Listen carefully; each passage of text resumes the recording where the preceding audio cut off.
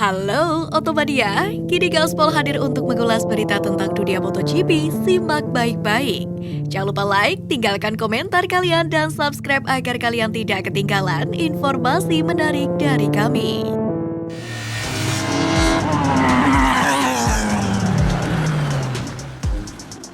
Sirkuit Mandalika jadi sirkuit idaman para pembalap top dunia.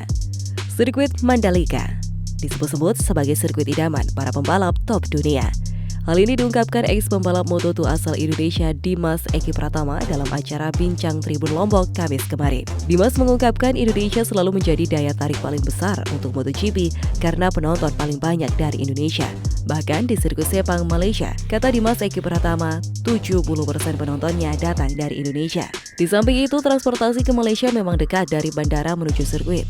Kemudian ongkos ke Malaysia juga tidak terlalu mahal, sehingga orang Indonesia banyak menonton MotoGP ke Sepang. Tapi MotoGP pernah bilang, Indonesia merupakan salah satu destinasi yang ditunggu-tunggu para pembalap dunia setelah 25 tahun Indonesia vakum dengan dunia balap internasional. Apalagi sirkuit Mandalika dibangun di dekat pantai dan segala macam fasilitas pariwisata yang sangat menarik di Pulau Lombok, Nusa Tenggara Barat. Sebab pada akhir tahun di Eropa sudah winter atau musim dingin, sementara di Indonesia masih dengan cuaca yang mereka suka. Menurut Dimas Eki Pratama, mereka suka cuaca Indonesia.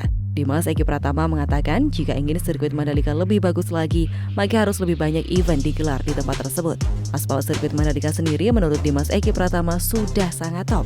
Dimas sendiri dari tahun 2015 hingga 2018 bersaing di FIM CV Moto2 European Championship di bawah naungan Astra Honda Racing Team. Total dia meraih 2 kali naik podium 3 pada balapan pertama seri Catalunya 2017 dan balapan pertama seri Albacete 2018. Dimas melaksanakan debutnya di ajang Grand Prix dunia di kelas Moto2 sebagai wildcard atau pembalap tamu di GP Malaysia yang berlangsung di sirkuit internasional Sepang.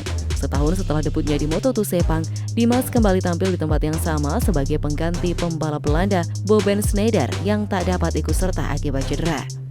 Kondisi terbaru aspal sirkuit Mandalika.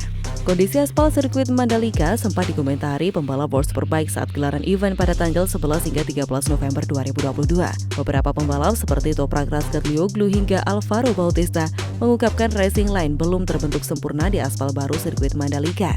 Namun kondisinya kini berbeda setelah sirkuit Mandalika usai dipakai balapan World Superbike hingga berbagai event track day mulai dari mobil hingga motor gede. Berdasarkan pantauan wartawan tribunlombok.com di tikungan 17, aspal sirkuit Mandalika tampak kecoklatan usai dilakukan resurfacing atau pengaspalan sebulan yang lalu. Namun hingga kini sudah tampak karet-karet ban sudah banyak menempel di permukaan lintasan. Bukan hanya itu, bekas-bekas ban pembalap ini pun tidak hanya di satu racing line atau lintasan balapan. Lintasan balapan sirkuit Mandalika pun sudah mulai terbentuk 2 hingga 3 yang membuat balapan semakin seru. Pembalap kini bisa menyalip tanpa harus takut terjatuh karena lintasan yang licin.